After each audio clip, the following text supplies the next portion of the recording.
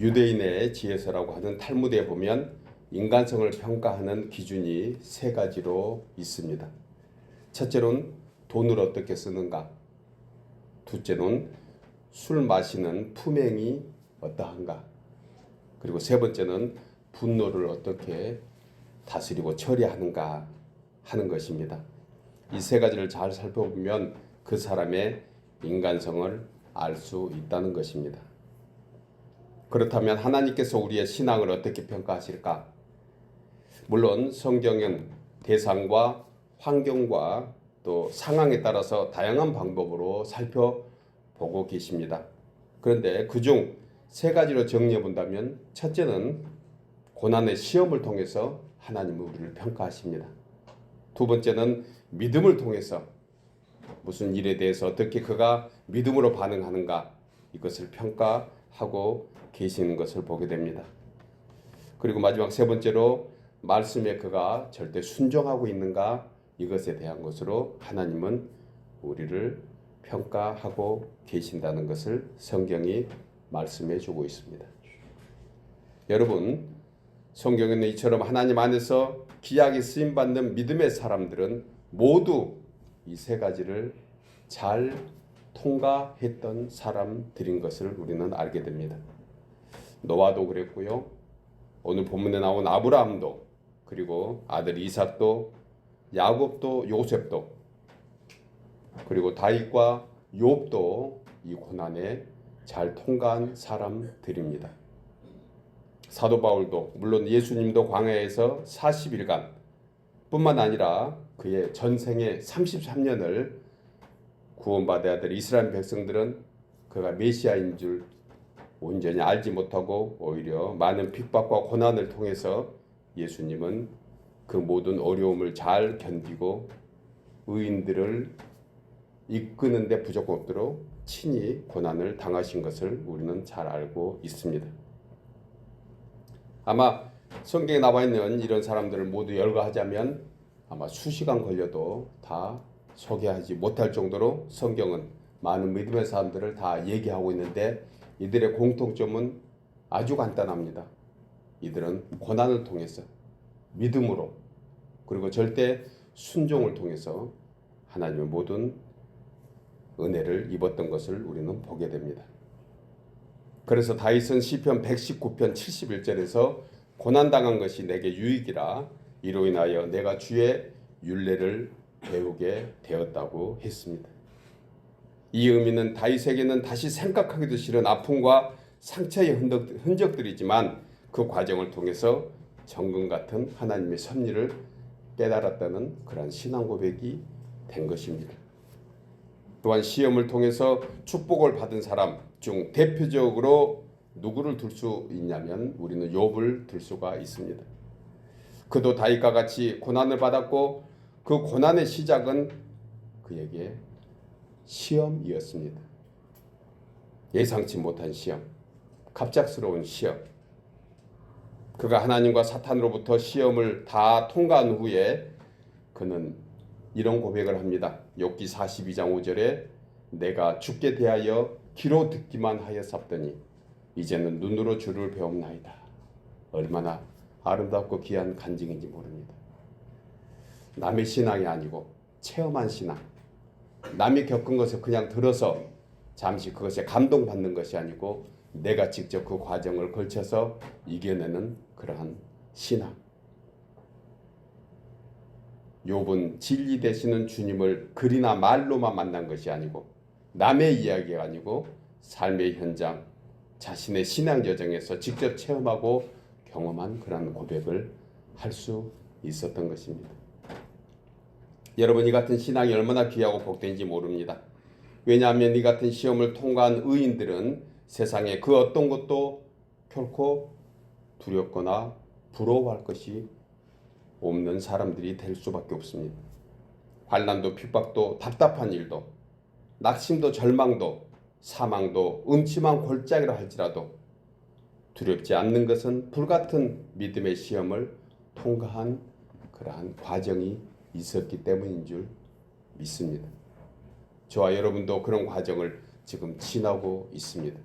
어떤 사람은 1단계, 2단계 과정을 다 마쳤고 이제 3단계, 4단계 그 이상의 과정을 또한 겪고 있는 우리의 신앙 여정을 보게 됩니다. 여러분, 오늘날 성도된 우리에게도 하나님은 동일한 시험으로 믿음을 저울질하고 계신다는 사실을 잊지 마시기 바랍니다. 오늘 본문에서도 하나님께서 아브라함을 시험하셨는데 무엇으로 하셨는지, 왜 시험하셨는지, 그리고 그 시험을 통해서 허락하신 축복이 무엇인지 우리는 본문을 통해서 함께 생각하며 세 가지로 은혜를 나누려고 합니다. 첫째로 여호와 일의 축복은 고난의 시험을 통해서 시작됩니다. 나누어서 읽겠습니다. 여호와 일의 축복은 본문 1절에 그 일 후에 하나님이 아브라함을 시험하시려고 그를 부르시되 아브라함아 하시니 그가 이르시되 내가 여기 있나이다. 본절에서 그 일 후, 무슨 일 후일까요? 이삭을 약속대로 아들로 받은 것입니다. 몇 세에 받았죠? 100세에 받았습니다. 잘 아시는 대로 100세. 그는 이미 그때 나이로 봐도 노인이었습니다. 부인 사라는 경수가 끊어져서 아이를 가질 수 없는 상황이었습니다. 그래서 포기하고 있는데 하나님이 언약대로 25년 전에 75세 되던 때 내가 너를 큰 민족을 이루리라. 그리고 묵묵무답 아무것도 다시 한번 나타내지 않더니 그가 99세 때 다시 한번 보여서 100세 때 아들을 주신 것입니다. 지금 그 일 후 이때가 아브라함이 몇 살쯤 됐을 것 같습니까? 130살 됐을 때예요. 대략 130살. 학자들마다 역사학자들마다 좀 다르긴 한데 한 125세에서 135세로 보고 있습니다. 왜냐하면 오늘 본문에서 이삭이 나무짐을 지고 산으로 오를 정도였으니 분명히 힘이 있는 청년을 분명히 청년의 때가 됐을 거라고 추정하고 또 그렇게 됐던 시기로 볼 수 있습니다. 그러니까 거의 100세의 아들을 얻은 이삭이 아브라함이 30년간 이렇게 행복할 수 있습니까? 이 행복이 영원하소서 하고 있을 그 일 후에 이건 너무너무 중요한 한 단어입니다. 그 일 후에 우리는 때로 어려운 과정을 거쳐서 이제 됐구나. 이제 이만하면 살만하구나. 이대로 계속 나에게 이 삶을 영위하도록 도와주옵소서. 나는 하나님이 좋습니다. 그 일 후에 다시 한번 하나님은 시험하십니다. 이제 살만하니까 어느 날 갑자기 몸이 약해져서 병원에 가니 청천벽력 같은 사망 소식을 듣게 됩니다. 때가 얼마 남지 않았군요. 그때 하나님은 어떤 반응을 보이는가 믿음을 기억하고 있습니다. 잘 될 때, 살만할 때 아브라함에게도 시험이 찾아온 거예요. 그 일 후에 너무너무 아브라함은 행복했습니다. 이삭을 얻어서 자랑스러웠습니다. 그 당시에 자손이 없는 것은 하나의 심판이었고 징계였습니다. 자식이 없다는 것은 불행한 일 중에 일이었던 그 시대였습니다. 그런데 아들을 얻은 거예요. 어떤 성도들은 그렇게 얘기합니다. 하나님도 우리를 시험하시냐고. 어떻습니까? 하나님도 우리를 시험하시나요?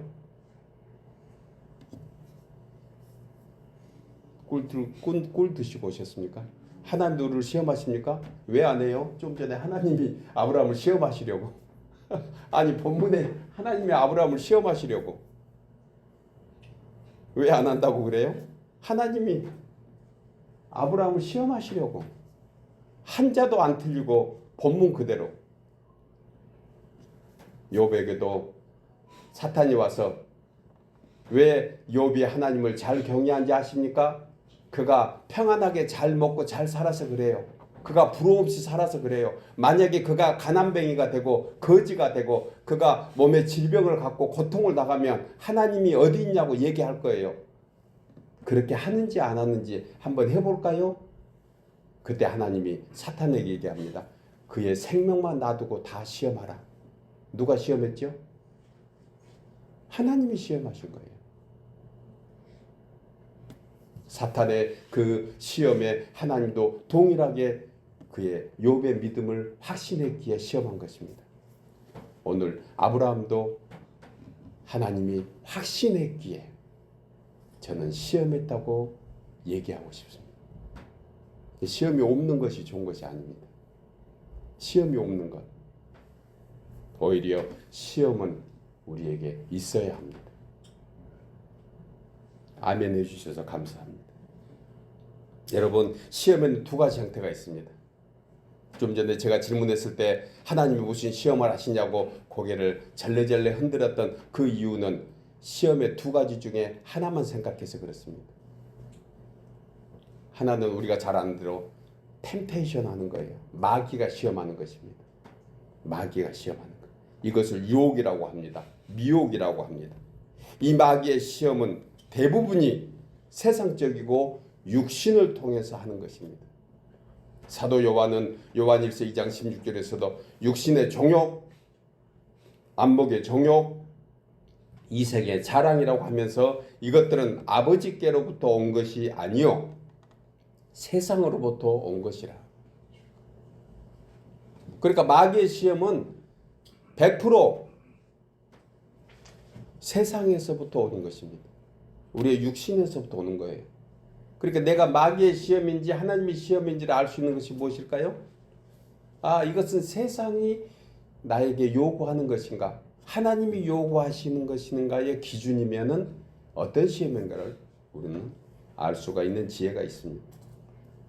그래서 야고보서 사도는 1장 13절에서 누구든지 시험을 받을 때 나는 하나님께 시험을 받는다고 말하지 말지니, 맞는 얘기입니다.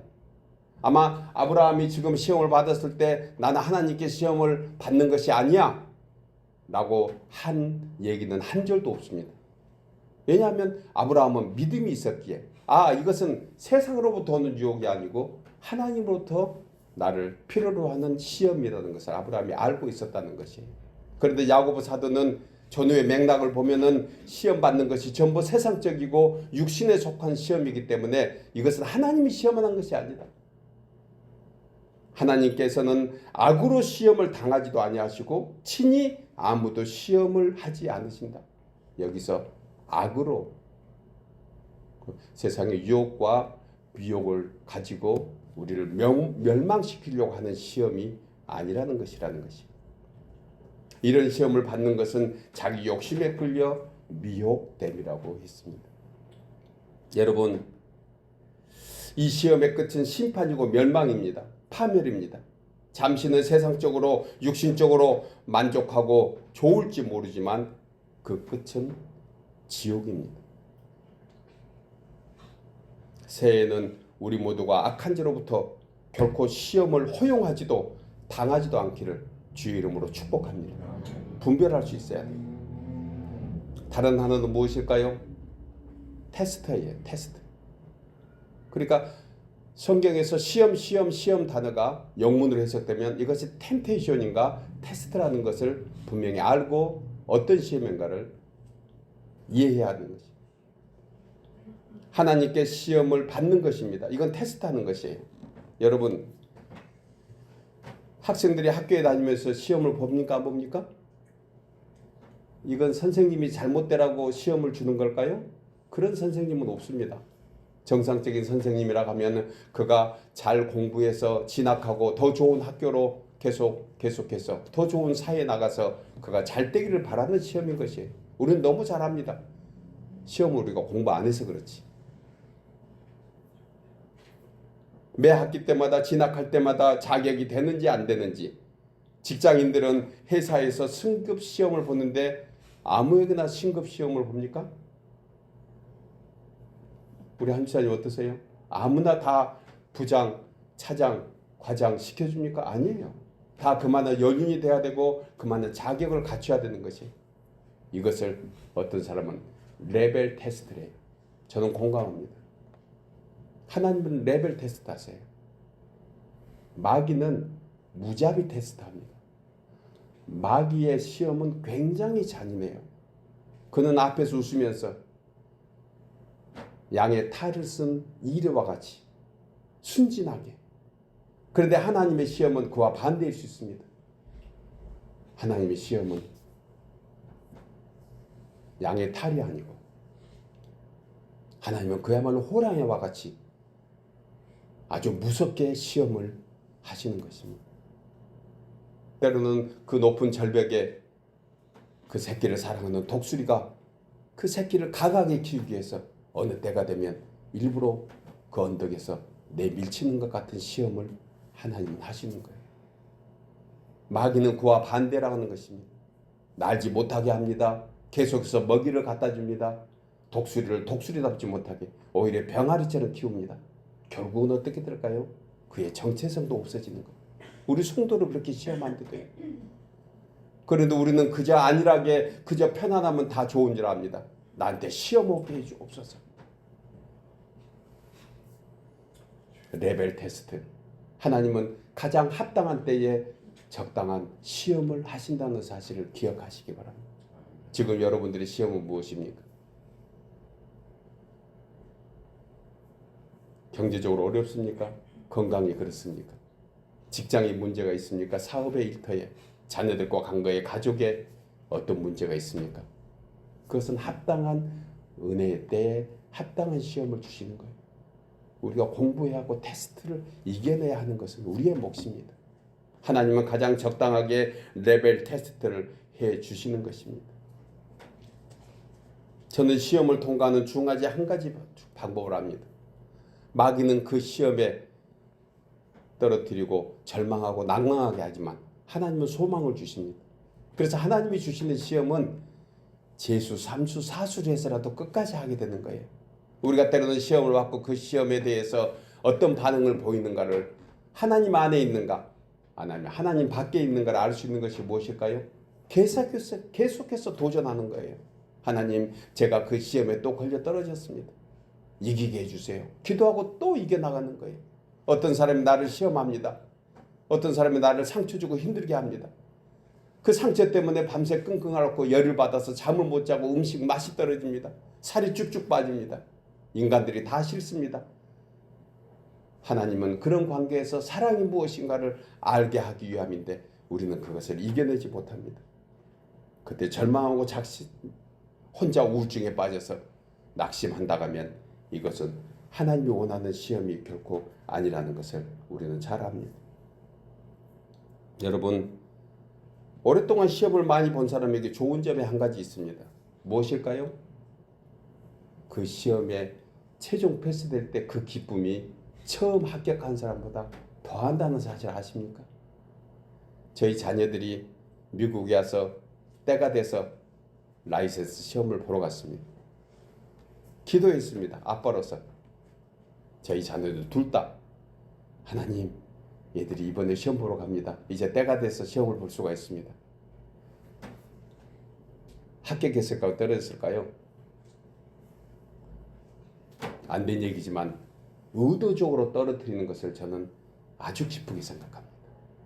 사소한 실수 하나도 그 운전, 그 시험 테스트 하는 사람은 아이들이 처음 시험 보러 오면 어찌하든 간에 잘못된 점 하나를 발견해서 이유를 달아서 떨어뜨립니다. 그 아이가 잠시 거기에 실망합니다. 나는 잘한 줄 알았는데, 내가 열심히 했는데, 나는 엄마 아빠한테, 나는 친구들에게 자랑하고 왔는데, 아이는 고개를 숙이고 터덜터덜 오던 그 모습을 저는 기억합니다. 너무너무 슬프고 같이 울었습니다. 그렇다면 더 이상 라이센스 시험 안 봤습니까? 나중에 다시 재시험을 신청하고 또 어느 때가 돼서 시험을 다시 봤습니다. 어떻게 됐을까요? 그때 합격을 했습니다. 얼마나 귀중하게 생각하는지 몰라요. 지금도 잊지 않습니다. 그래서 저는 그 시험관에 가서 얘기했습니다. Thank you so much. 그 감사의 표시는 처음 시험에 떨어지게 해서 감사하다는 거였습니다. 여러분 공감하십니까? 더 소중하게 여겨집니다. 더 감사하게 됩니다. 더 겸손하게 됩니다. 그러나 성도들 우리에게 감사한 것은 하나님은 결코 우리를 유혹하여 죄에 빠지지 않게 하신다는 것입니다. 하나님의 시험은 우리를 가장 잘되게 하는 시험입니다. 하나님은 고난을 통해서 여호와 일의 축복을 예배하신 후 우리에게 신앙을 테스트하신 줄 믿으시기 바랍니다. 이미 준비해 놓으신 거예요. 그러니 믿음의 시험은 축복인 줄 믿습니다. 여러분, 아브라함이 100세 된 노인에게 주는 아들 이삭을 번제로 드리라고 할 때 그 시험이 쉬웠을까요? 만약에 여러분의 가장 소중한 것을 하나님이 지금 당장 가지고 와서 교회에 드리라 하면 이것이 쉬운 일일까요?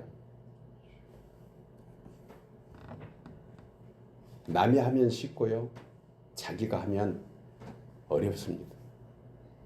귀로 듣는 것은 쉽지만 내가 행동하는 것은 어렵습니다.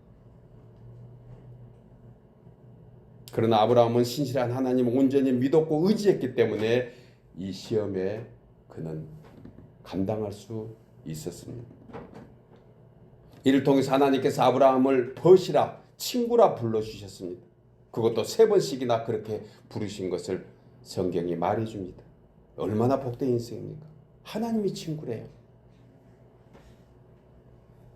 한 나라의 대통령이 아침 저녁으로 전화하면서 나의 친구 잘 계신가 이런 전화했다고 한번 생각해 보십시오. 한 번만이라도. 어떤 사람은 그 대통령과 사진 한번 찍기 위해서 온갖 아부를 하고 사진 한 카트 찍은 것에 자기 인생의 전부인 것처럼 했던 사람들을 우리는 보지 않습니까? 그런데 하나님께서 그를 친구라 불러주시니 얼마나 복되겠어요. 이 같은 시험에 토시 한마디 달지 않고 대꾸하지 한마디 않고 묵묵히 응했던 아브라함은 하나님과 더불어 깊은 사랑과 신뢰를 맺을 수 있었던 것, 이것이 바로 시험을 통해서 이루어진 줄 믿습니다. 그러니 오늘 기도하십시오. 하나님, 나에게 시험을 주십시오. 아멘. 하나님, 나에게 시험을 주세요. 감당할 시험을 주세요. 나는 못합니다. 지혜로우신 성령께서 답도 알려주세요. 얼마나 배짱 있는 기도입니까?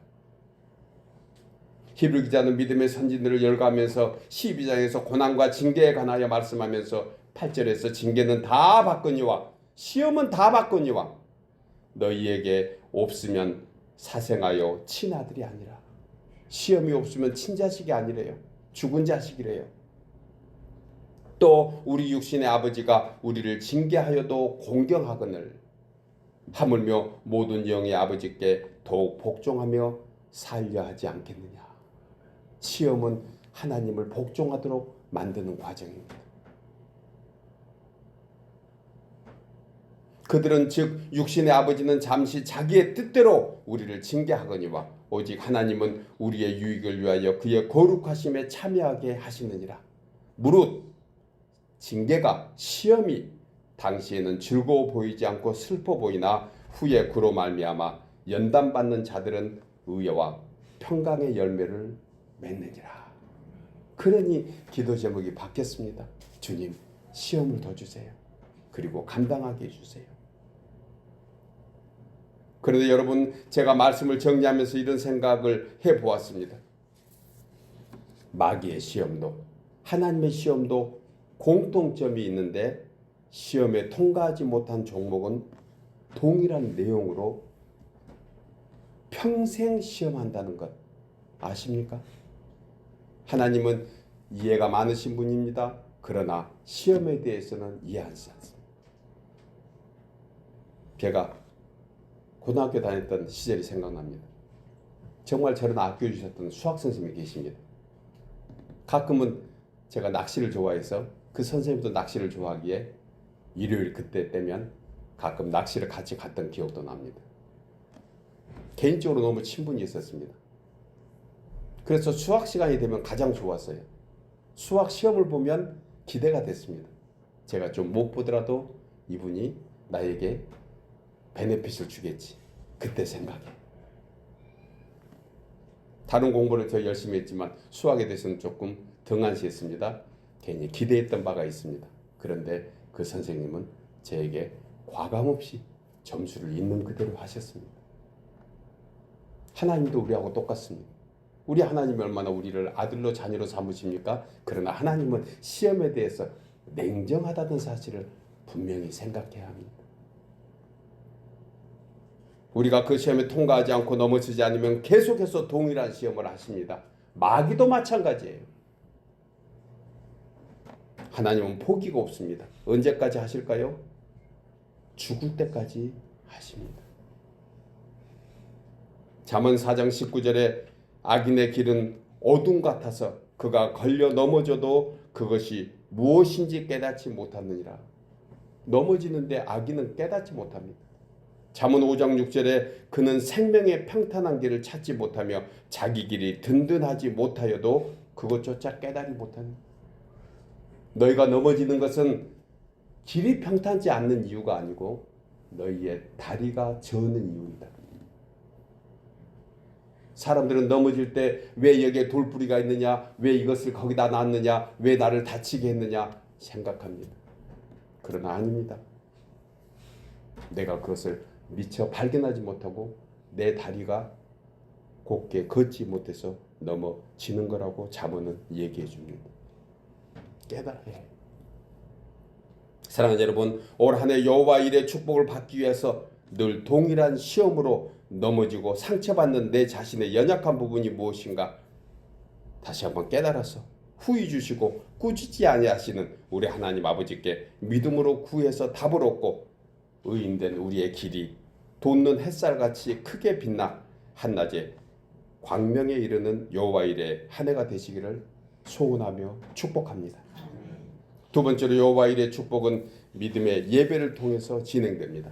나누어서 읽겠습니다. 여호와 일의 축복은 믿음의 예배를 통해서 진행됩니다. 본문 3절 이하에 아브라함이 아침에 일찍 일어나 나귀의 안장을 지우고 두 종과 그의 아들 이삭을 데리고 번제에 쓸 나무를 쪼개어 가지고 떠나 하나님이 자기에게 일러주신 곳으로 가더니 제3일에 아브라함이 눈을 들어 그곳을 멀리 바라본지라.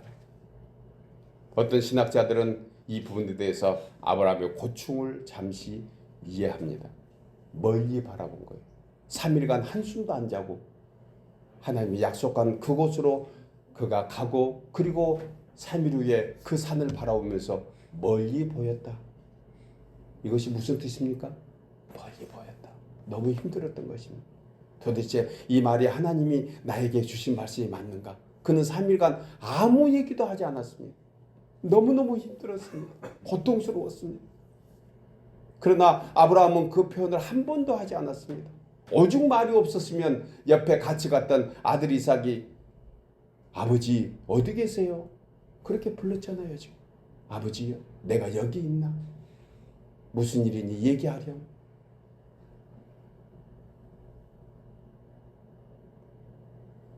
아브라함은 아침에 일찍 일어났습니다.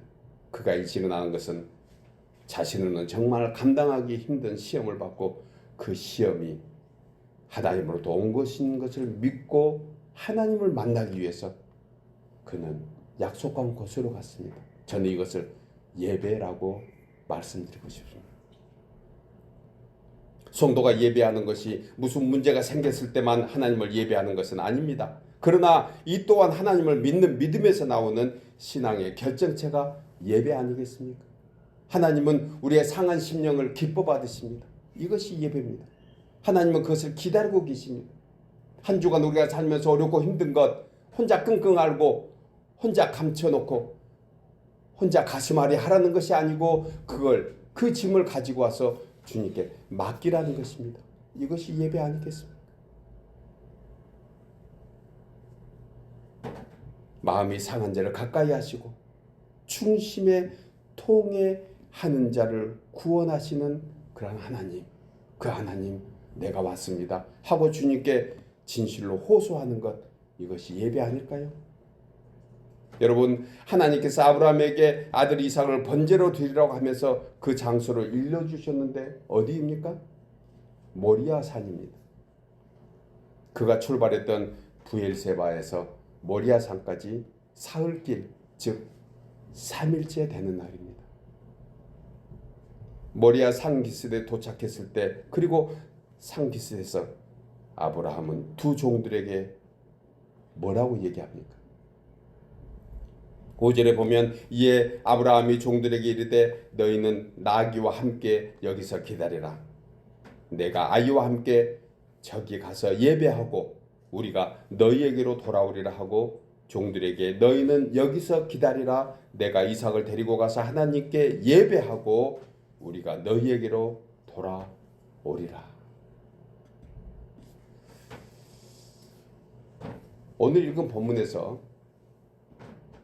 믿음의 극치를 보여주는 두 곳을 찾아볼 수 있습니다. 모든 것이 다 믿음의 극치입니다.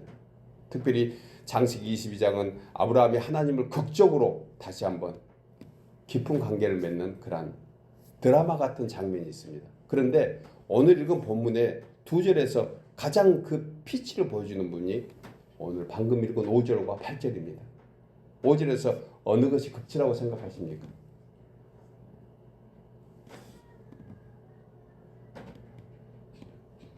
이삭을 데리고 3절 4절로 했군요. 제가 5절에서 하나님이 약속한 그곳에 가서 예배 드리고 그리고 아들 이삭을 어떻게 하라겠죠? 번제로 드리라고 했습니다. 번제가 뭡니까? 각을 떠서 태워서 아무것도 남기지 않는 거예요. 그리고 번제는 먹을 것이 없습니다. 화목제나 기타 다른 제물은 서로 나눠 먹습니다. 하나님께 드리고 그리고 나머지는 제사장과 백성들도 같이 나눠 먹어요. 그런데 번제는 태워서 그 향기를 하나님께 다 드립니다. 그러니까 번제를 드리라고 했을 때 아브라함은 그 말씀에 순종해서 지금 그 번제물인 누구를 데리고 갑니까? 이삭을 데리고 갔는데 여러분 보십시오. 이삭을 데리고 가는 그 아브라함의 믿음이 얼마나 좋았는지 그가 다시 그 종들에게 얘기하기를 우리가 하나님을 예배하고 우리가 너희에게로 오리라. 우리가 너희에게로 오리라. 이것은 대단한 믿음입니다. 그러니까 약속한 아들 이삭을 죽이지 않을 하나님을 그는 믿고 있었던 거예요. 이 배짱이 우리에게도 있기를 주의 이름으로 축복합니다. 지금 번제를 드리라고 아들 이삭을 데리고 가면서 그 종들은 여기에 있어라. 그리고 우리가 너희에게로 다시 올 거야. 아들과 함께 올 테니 너희는 여기서 기다리라. 이 얘기를 하는 믿음은요. 대단한 믿음입니다. 히브리 기자는 그렇게 얘기하는 거예요. 믿음은 바라는 것의 실상이요. 보이지 않는 것의 증거를. 이미 과거에 있어야 될 그 하나님의 축복을 미래에 있어야 될 하나님의 축복을 이미 자신의 현재 것으로 가져온 거예요. 안 죽이고 데리고 온대요. 그리고 하나님의 그 약속까지 다 이루어 준다는 아브라함의 믿음. 배짱이 대단합니다. 8절에 볼까요? 번제할 어린 양은 어디 있습니까? 물어보는 이삭에게 아브라함은 이렇게 대답합니다. 하나님께서 준비해 주시리라. 아니 지금 이삭을 데리고 가서 네 아들을 번제물로 드리라고 하는 그 아브라함이 노망에 들렸나요? 아니에요. 잘 알고 기억하고 가고 있잖아요. 그런데 이삭에게 거짓말한 것일까요? 아니에요. 그는 분명히 하나님이 준비해 줄 것을 알고 있었습니다. 이런 고백이 우리 신앙의 여정의 길잡이가 되기를 주의 이름으로 축복합니다. 놀라운 고백입니다. 5절과 8절은 우리 평생 잊지 않아야 될 거예요. 이런 배짱의 믿음, 이것이 진정으로 하나님이 기뻐하는 예배가 아니겠습니까? 여러분, 예배란 무엇입니까? 영어로 월십입니다. 이 단어는 앵글로 섹슨 어인데 월스의 10을 합쳐놓은 단어예요. 월스는 가치가 어떠한 대상에게 돌린다는 뜻입니다. 그러니까 가장 중요한 가치를 하나님께 돌리는 것, 이것이 월스십이라는 워십이라는 그러한 예배의 단어가 우리에게 되어 있습니다. 성경은 이것을 경외한다, 경배한다라고 얘기합니다. 그의 존엄과 신실하심, 자비와 긍휼하심과 인자하심, 그리고 그 능력이 무한하시고 전능하신 여호와 앞에 모든 가치를 두고 사는 인생, 이것이 예배의 본질인 줄 믿습니다. 여러분, 하나님께서 그를 부르는 자마다 구원해 주십니다.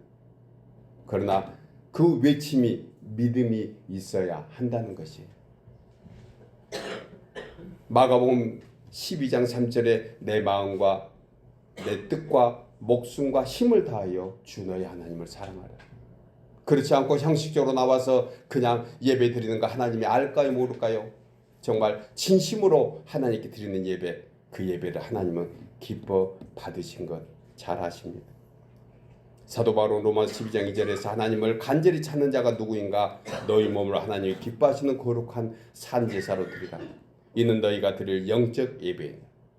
아브라함이 이삭을 번제로 바칠 수 있었던 것은 하나님께 최고의 가치를 준 지상 최대의 예배였기에 주님이 기뻐 받으신 줄 믿습니다. 예배는 믿음이 동반돼야 합니다. 영혼 없는 소리, 진실함이 빠진 소리, 그런 외침은 하나님께 들리지 않을 것입니다. 작은 신음소리지만 아픔과 고통이 있는 그러한 작은 소리마저도 하나님은 듣고 계십니다. 여러분, 우리에게 가장 소중한 것이 무엇입니까? 그것을 올 한 해 드리고 싶지 않습니까?